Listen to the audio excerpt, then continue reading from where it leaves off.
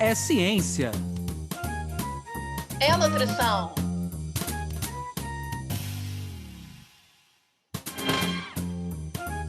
É nutrição É ciência. Ciência. da nutrição. Sejam todos bem-vindos pela ciência. Sejam todos bem-vindos pela nutrição. Meu nome é Anderson Teodoro. E eu me chamo Luana Aquino. Está no ar mais um episódio do podcast Ciência da Nutrição, que tem como principais objetivos levar para vocês aí de casa, da academia, onde quer que você esteja, as informações mais quentes e atuais da ciência da nutrição. Com essa troca, com esse papo recheado à ciência, a gente também espera te estimular, te inspirar por melhor hábitos de vida, hábitos mais saudáveis, fazer as escolhas corretas também serem as escolhas mais saudáveis. Hoje a gente tem um dia especial aqui no podcast, mas a gente quer lembrar para vocês também, que já são de casa, né, que a gente grava online. Então, como visitas aí de casa e já escutando o nosso podcast, qualquer intercorrência que vocês perceberem, enfim, a gente conta com a compreensão de vocês. E hoje é um dia especial no podcast, um tema que particularmente eu venho muito aprender aqui hoje, e sei que vem sendo um tema muito pedido e novo mesmo na ciência da nutrição. Então, a gente, com o maior carinho, viu um grande especialista nessa área, e eu tenho o prazer e a honra de apresentar para vocês o nosso convidado de hoje, doutor Euler Ramos. Ele é nutricionista, pós-graduado em nutrição hospitalar, em nutrição esportiva e também em nutrição funcional. Ele tem experiência de mais de 15 anos na área de nutrição clínica e hoje ele vai falar do tema de síndrome fúngica. Então, Euler, seja bem-vindo ao podcast Ciência da Nutrição. Olá, pessoal. Eu fico inicialmente muito agradecido aí, pelo convite de vocês. E eu acho que falar desse tema, síndrome fúngica, eu queria iniciar esse tema falando das objeções, Talvez iniciando essa nossa conversa falando sobre a dor, de quem escuta, seja uma forma aí de atrair a atenção, Não somente daquelas pessoas que vivem a síndrome fúngica, mas também para os nossos colegas, nutricionistas, também acho que sempre traz aí uma informação a mais. E, assim, uma característica muito comum dessas pessoas que me procuram é a seguinte: é chegar até mim numa situação de desespero, numa situação limite, dizendo: Euler, eu já tentei de tudo e não consegui resolver o meu problema. Euler, eu já eliminei todos os alimentos que eu escutei falar, que eu peguei de informação por aí, e não resolvi o meu problema. Ou então, Euler, eu não tenho mais dinheiro. Eu já investi todo o meu dinheiro em medicamento, em pomadas ginecológicas ou coisa que o valha e também não consegui resolver o meu problema. E o que eu posso concluir disso? Eu posso concluir que a nutrição ela acaba ficando como a última opção quando a gente pensa no tratamento da síndrome fúngica, o que é um grande equívoco, uma vez que a síndrome fúngica ela tem as suas raízes, a origem da síndrome fúngica está muito associada a um sistema imunológico deprimido, Isso é uma das raízes. Existem outras que a gente vai falar por aqui. Eu só não Pois quero... é, Euler. E aí eu queria aproveitar que você falou dessa Opa! questão das raízes, Tem um momento esperado no nosso início de podcast, que é justamente esse, você falar das raízes de você na ciência da Opa! nutrição. Como é que foi essa escolha da profissão de nutricionista? Como é que foi essa aproximação com a temática de hoje? Perfeito. Eu costumo dizer que as pessoas, quando entram numa graduação, elas acabam indo em busca de algo para si, Então, eu tenho uma questão estética, então eu vou buscar uma faculdade de nutrição para eu me beneficiar disso. E foi bem isso. Há 20 anos, quando eu entrei na faculdade, eu tinha muito essa questão da estética envolvida, então eu via na nutrição aquilo que talvez pudesse facilitar esse meu desejo. Somado a isso, eu lembro que, à época, o meu pai trabalhava com uma empresa de suplementos, então ele levava aqueles folders lá para casa e eu ficava lendo. Enfim, eram coisas muito voltadas para a área da nutrição, e aí, dessa forma, eu acabei entrando na faculdade da nutrição, e já dentro e fora já, né, depois de formado, eu via muito sobre a questão a nutrição funcional em si, ela aborda muito essas questões intestinais, né?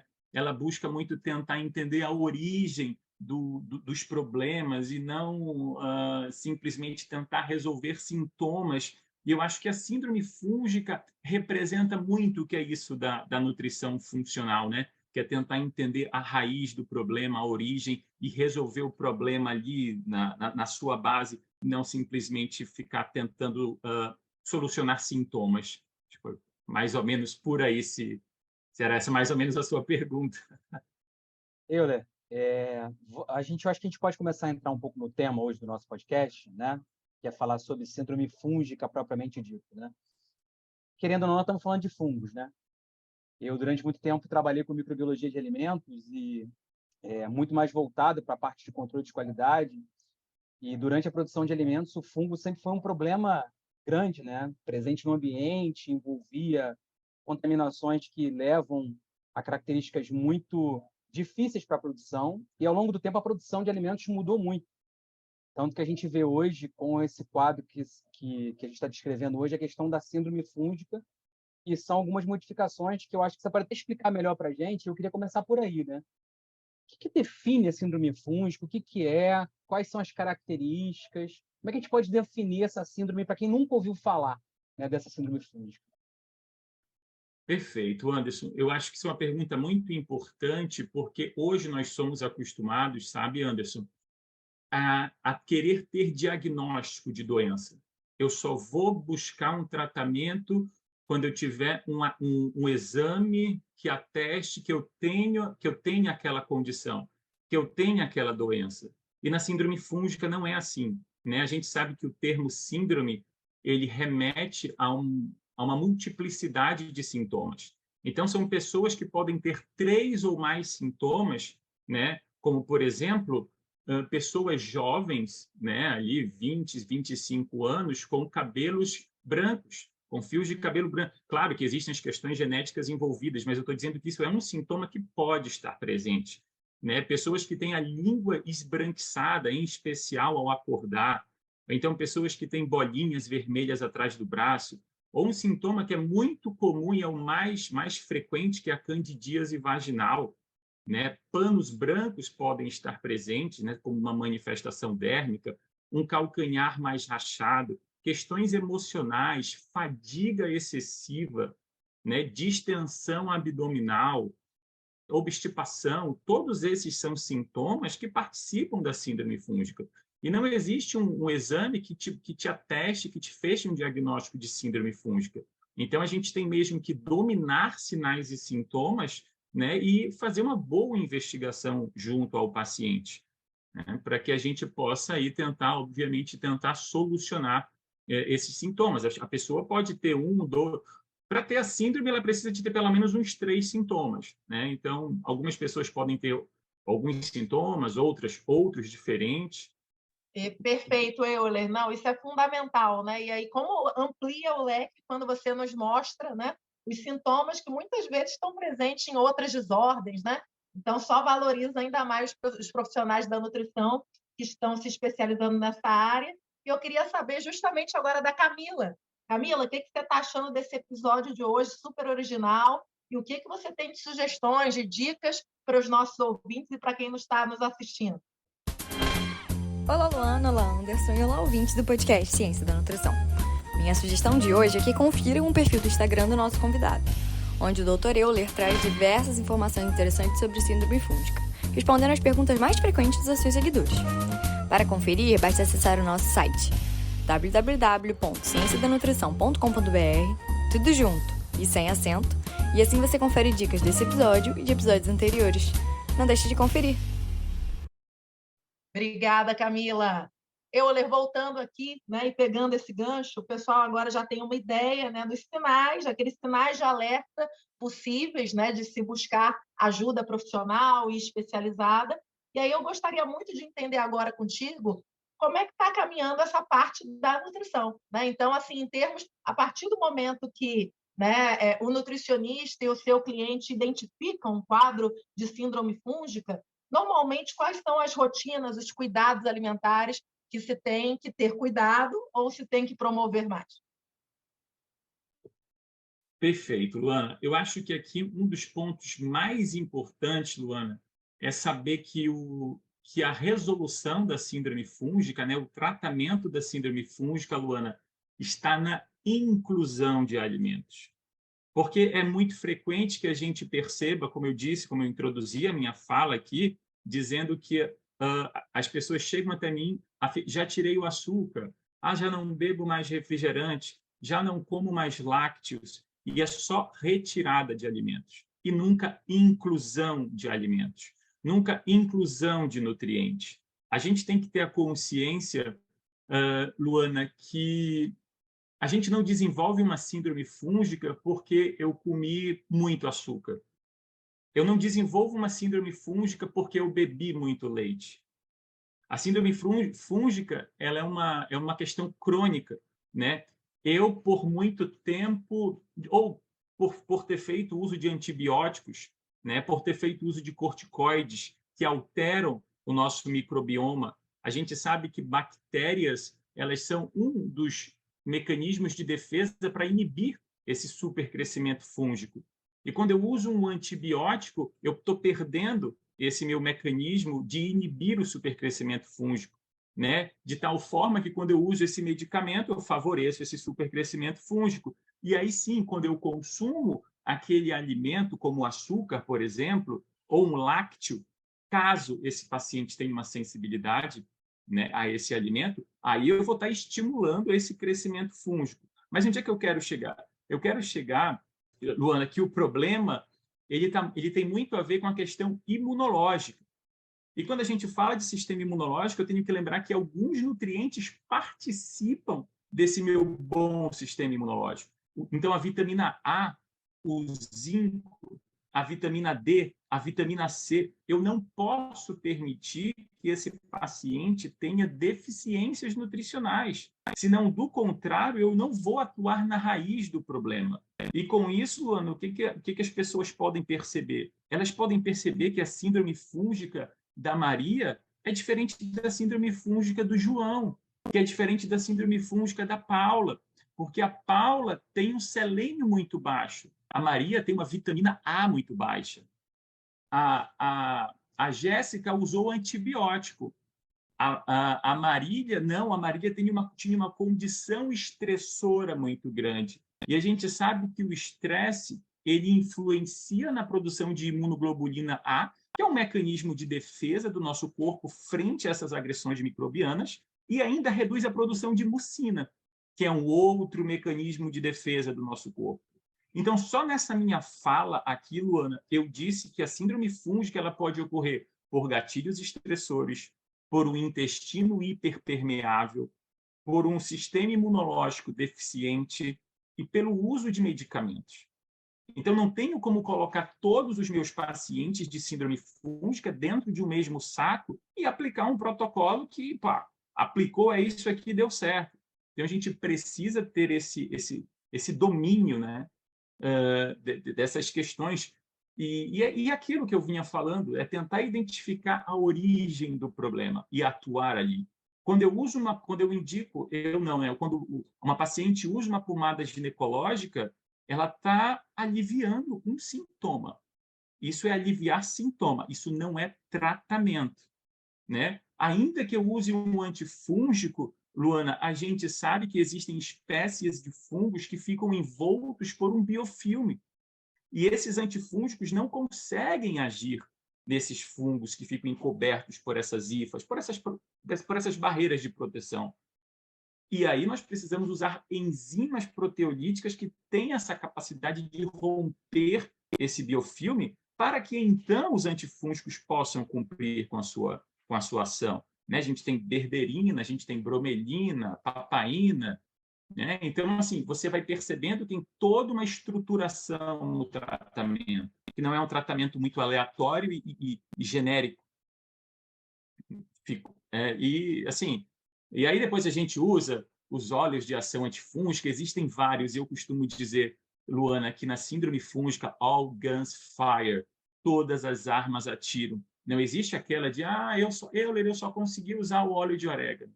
Não, na minha cidade não tem óleo de orégano, só tem óleo de alho.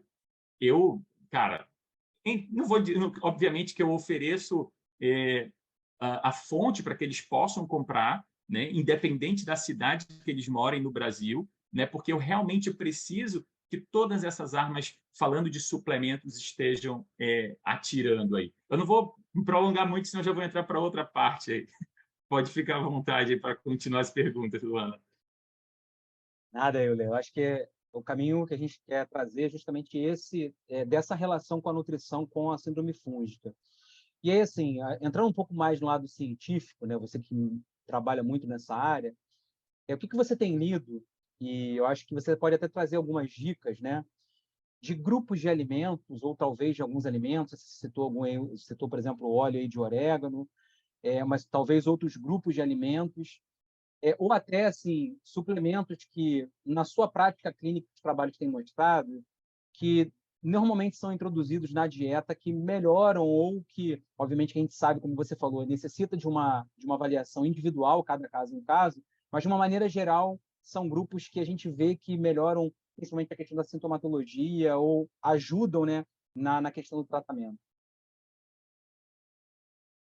Perfeito, Anderson, perfeito. Eu acho que antes de entrar nesse tema, Anderson, eu quero trazer aqui uma condição que é muito comum e que é normal das redes sociais hoje em dia, que é nós pegarmos as informações soltas, né, sem conhecimento e aplicá-las, né? Qual que é o problema disso, Anderson? O problema é que fungo é algo muito esperto, né? Ele é um parasita, né? É um micro-organismo muito esperto. E esses fungos eles desenvolvem mecanismos de adaptação, né? De tal forma, Anderson, que se eu começar a usar um antifungo, por exemplo, eu citei há pouco o óleo de orégano. Aí alguém escuta isso, opa, vou comprar óleo de orégano. Sem saber a dose, sem saber o horário de tomar, mas eu estou usando óleo de orégano. E mais, além de não saber a posologia adequada, não aplica a terapia antifúngica na sua totalidade. Com isso, eu favoreço que esses fungos criem esses mecanismos de adaptação. Eles vão ficando resistentes à ação desses antifúngicos. E aí, quando esse paciente vê que ele já tentou, entre aspas, de tudo, na verdade, ele não tentou nada, mas quando ele diz que ele já tentou de tudo, e aí, quando ele dá a oportunidade de vir até a nutrição para fazer o tratamento correto, ele já está resistente a essas ferramentas, né? Então, é bem verdade, né? Os óleos, eles têm uma ação antifúngica maravilhosa, né? Então, temos estudos aí com óleo de orégano, acho que um dos melhores estudos é com óleo de orégano, mas a gente tem também o óleo de coco, que é largamente conhecido, né? A gente tem óleo de tomilho, o próprio óleo de alho também, a gente tem as tinturas que podem ser feitas, né? Então, a gente tem chás, né? Eu costumo orientar para os meus pacientes chás que a gente pode usar aí, vou até passar aqui rapidinho a receita. No nosso corte, eu vou interromper, ó, super dica do Euler, de um chá para síndrome antifúngica. Beleza. Beleza. Então, eu vou até trazer aqui uma dica para vocês de um chá antifúngico, né? É claro que aqui eu vou usar alguns elementos que têm ação terapêutica contra esses fungos e que você pode usar isso em qualquer refeição, mas eu vou trazer aqui para vocês o chá. Então, eu pego ali 2 xícaras ou 3 xícaras de 200, 300 ml com água, vou colocar isso na água, na panela, fervendo ali, vou adicionar um pau de canela, uma rodela de gengibre e 5 cravos. Todas essas especiarias têm ação antifúngica. E vou deixar lá 5 minutos a água fervendo, até que ela fique aromatizada e com uma cor mais escurecida. Após isso, eu vou desligar o forno e vou tampar essa panela, deixar em infusão lá por 5 minutinhos. Pronto, a partir disso, eu já posso consumir esse chá e eu oriento que essas pessoas consumam 3 vezes ao dia, né? Com isso, eu não estou dizendo que a gente vai fazer somente isso, mas a cada refeição, Anderson, eu costumo dizer para meus pacientes, a cada refeição eu tenho que ter um alimento que impulsione no tratamento.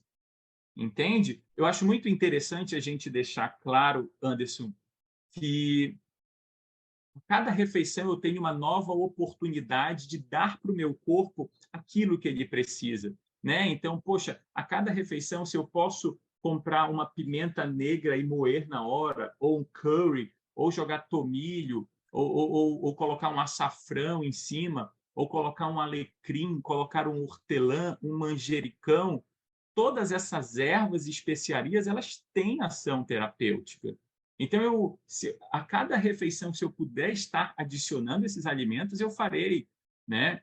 Um outro exemplo aqui, a vitamina A, ela tem um papel fantástico que está associado à proliferação celular. Ou seja, se eu penso em reparar uma barreira intestinal, é essencial que não me falte esse nutriente, essa vitamina A, muito encontrada em alimentos da coloração laranja. Então, todos os dias eu tenho que estimular o meu paciente a comer pelo menos um alimento de coloração laranja. E aí eu posso estimulá-lo a comer moranga ou a comer batata doce gerimum, que é aquela batata doce mais amarela, ou cenoura, né? E sempre que depois que nós cozermos esses alimentos do grupo dos carotenoides, a gente pode jogar gorduras em cima para melhorar essa absorção. Então, eu posso adicionar ao lado uma semente de girassol, uma semente de linhaça, eu posso colocar um fio de azeite de oliva, um tahine, enfim, de tal forma, Anderson, que a cada refeição eu vou estar estruturando algo que impulsione esse meu paciente no tratamento. É fundamental que o paciente compreenda que aqui nós estamos em uma terapia antifúngica. Nós não estamos num processo de reeducação alimentar, onde eu consigo ter uma margem de movimentação maior, né? Eu consigo incluir alimentos que sejam prazerosos para aquele meu paciente. Eu não estou dizendo que ir para a reeducação alimentar é errado. Pode ser até um caminho, mas quando eu penso em tratamento, eu vou para a terapia nutricional antifúngica, no caso, que são duas coisas bem diferentes. Nossa, Euler, um mundo novo aí para, enfim, né, para a gente se aprofundar, e você já se aprofundou bem, certamente. E depois, se você puder dar uma confirmada para a gente, né, tirando aqui o protocolo, mas até mesmo um pouco da prevalência, porque eu acho que esse episódio vai ser um episódio que muita ficha vai cair para muita gente, e a gente fica achando, nossa, que nome difícil, eu nunca escutei, né? Mas as últimas estatísticas, prevalências que eu vi, eram realmente significantes da população com síndrome fúngica.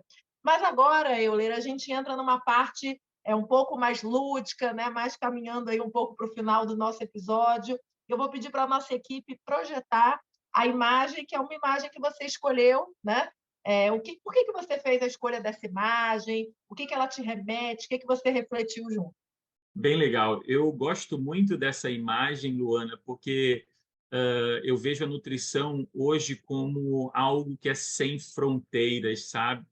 E quando a gente olha para um horizonte, a gente não identifica uma fronteira, né? Eu acho que quando o profissional ele se especializa em tentar entender a origem das queixas da doença, não existe a necessidade de ter um protocolo engessado, sabe, para que você possa seguir e possa ajudar aquele que está na sua frente. E quanto mais você domina a fisiologia, quanto mais você domina sinais e sintomas, quanto mais você domina a interpretação de exames laboratoriais, mais sem fronteira você fica, né? Eu acho muito legal aquela revista chamada de Frontiers, né?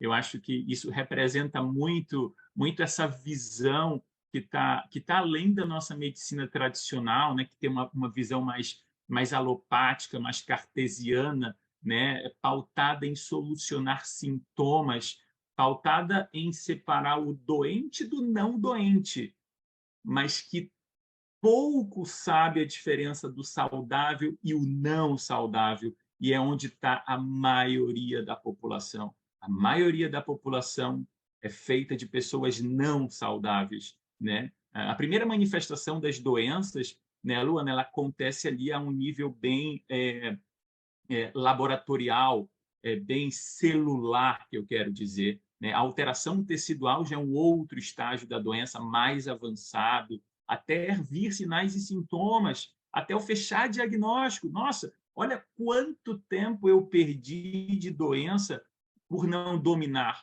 esses requisitos, né? Então, eu acho que essa questão de não ter fronteiras representa muito essa imagem aí. Luana, infelizmente tocou a musiquinha dizendo que a gente tem que parar por aqui, mas o programa hoje estava muito legal, né? Com certeza, Anderson. O Euler trouxe conhecimentos fantásticos para os nossos ouvintes e para a gente. Queria muito agradecer, foi brilhante, né? E certamente merece aí outros episódios com o Euler, que foi o começo de uma história aí que a gente, sem dúvida, na ciência da nutrição vai aprofundar cada vez mais. Euler, obrigada demais. E por agora eu queria que a Bianca falasse para os nossos ouvintes, para quem está nos vendo no YouTube, aonde que acha mais episódios, aonde que vê mais detalhes, por exemplo, desse episódio, ou inclusive você que quer trocar com a gente, indicar temas, indicar convidados pelas redes sociais. Diga lá, Bianca! Olá pessoal, aqui é a Bianca e estou passando para avisar que as nossas redes sociais estão a literalmente um clique de você. Para nos encontrar no Facebook e Instagram, basta pesquisar por @podcast Ciência da Nutrição. E você também pode acessar o nosso site através de cienciadanutrição.com.br, onde lá você vai encontrar mais informações sobre esse episódio e os anteriores.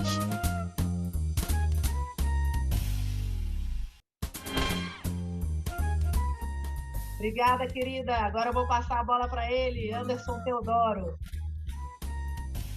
Euler, a gente queria agradecer muito a sua presença aqui conosco, a sua disponibilidade em partilhar esses conhecimentos científicos para o público que nos acompanha e para quem está chegando hoje também pela primeira vez. Queria te passar a palavra para as suas considerações finais, para tudo aquilo que você quiser divulgar. O espaço aqui do nosso podcast está aberto.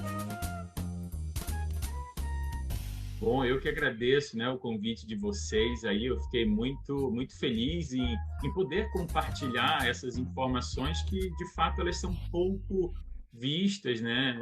E para mim é um prazer poder ajudar. Eu tenho uma quantidade de pacientes que é gigantesca com essa queixa de síndrome fúngica, né? São pelo menos umas 10 pacientes de síndrome fúngica por semana, né? Então, é uma quantidade expressiva, pelo menos 10, 12 pacientes só de síndrome fúngica. Então, são pessoas que, como eu disse no início desse podcast, elas chegam numa situação limite, elas chegam melancólicas, são chorosas durante a consulta. Então, é muito além daquela queixa, daquele sinal e sintoma em si, aquela manifestação clínica. E é isso aí, eu me coloco à disposição aí para ajudá-las, todos, né? Porque são mulheres e homens também. E a minha rede social é Euler_nutricionista, eu estou lá no Instagram, então quem quiser me segue lá, entra em contato comigo no direct, no WhatsApp, vai ser um prazer poder ajudá-los também. Obrigado, Euler, obrigado, Luana, obrigado a você que nos acompanhou nesse episódio, né? Como a gente sempre lembra, se você começou lá a ouvir no nosso podcast, chegou até aqui, a gente pede que você curta esse vídeo no nosso canal, divulgue o nosso trabalho. É muito importante para a continuidade do projeto que a gente consiga atingir o máximo número de pessoas possível para que, de fato, essas informações cheguem para toda a sociedade. Hoje o Euler trouxe um princípio da nutrição que a gente até então não tinha falado. Eu acho que é um dos princípios que eu particularmente mais gosto, que é o princípio da inclusão. A nutrição, eu acho que ela inclui muitas coisas na nossa vida. Inclui hábitos novos, inclui saúde, inclui equilíbrio. Muitas das vezes, quando a gente pensa na palavra nutrição, talvez a primeira coisa que apareça na nossa cabeça seja a exclusão de alimentos. E o Euler hoje veio reforçar, né? O quão é importante a gente incluir coisas na nossa vida. Que a gente espera então que esse podcast faça uma inclusão na sua vida, que o nosso podcast passe novamente a ser incluído como uma sua rotina na sua vida. Mais uma vez, obrigado aí você que nos acompanhou. Continue divulgando nosso trabalho nas redes sociais. Podcast Ciência da Nutrição.